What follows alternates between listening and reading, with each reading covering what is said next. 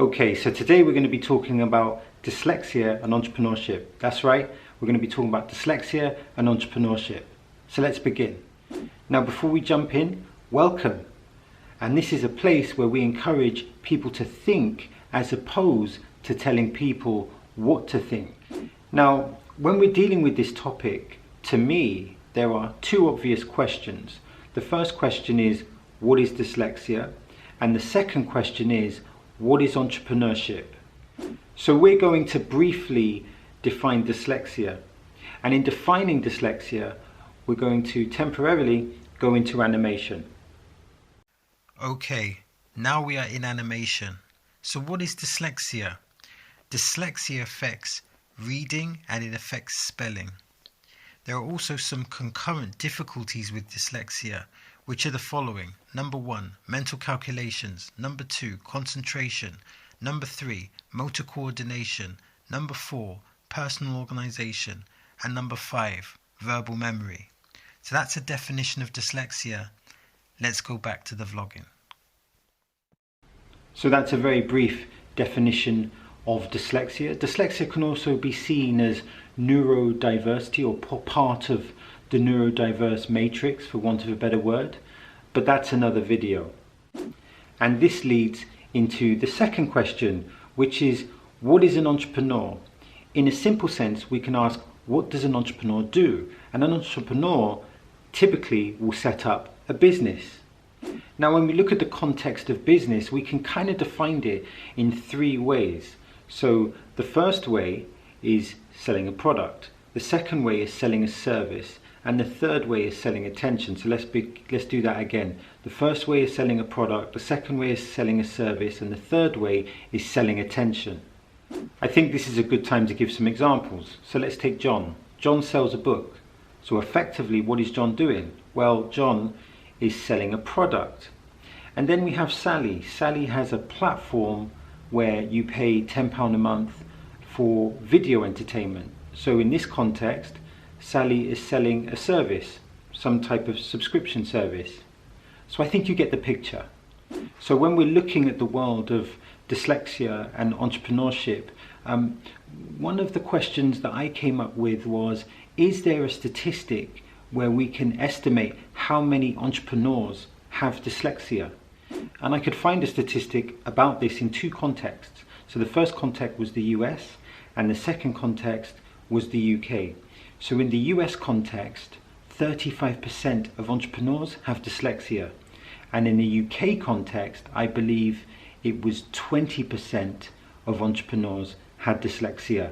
So what does this mean? Well, it indicates quite strongly that people with dyslexia can gravitate towards entrepreneurship. And it could also indicate that people with dyslexia are good at entrepreneurship.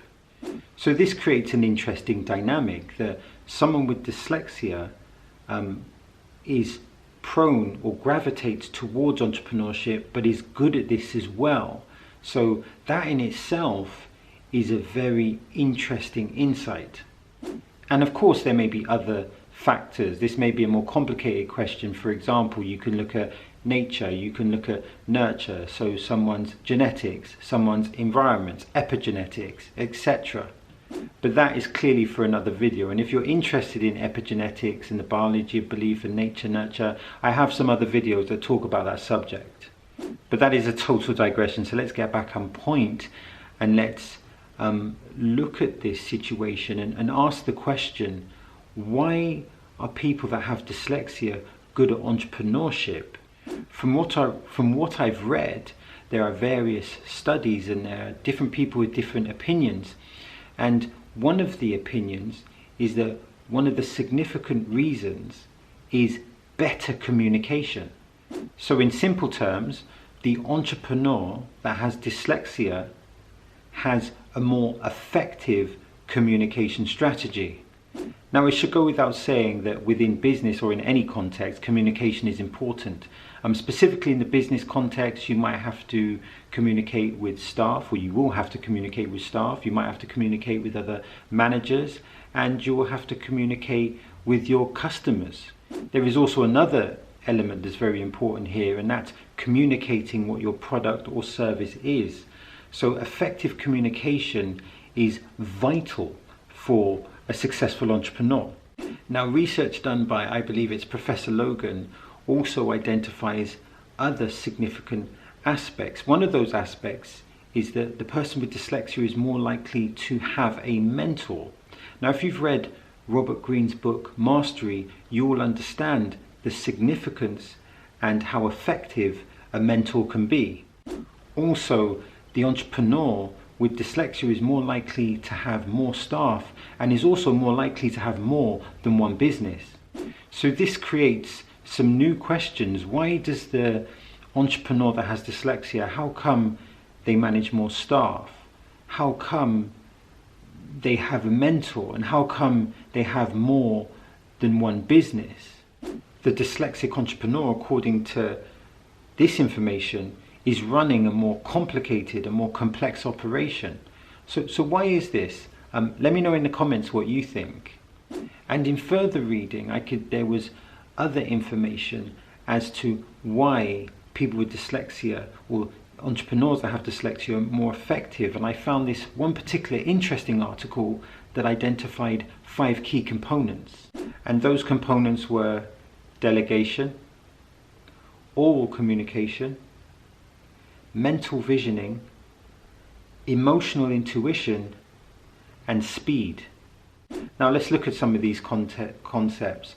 So obviously delegation is an important task, and one of the reasons for this is that when you delegate effectively, it's an effective way of managing your time as an entrepreneur.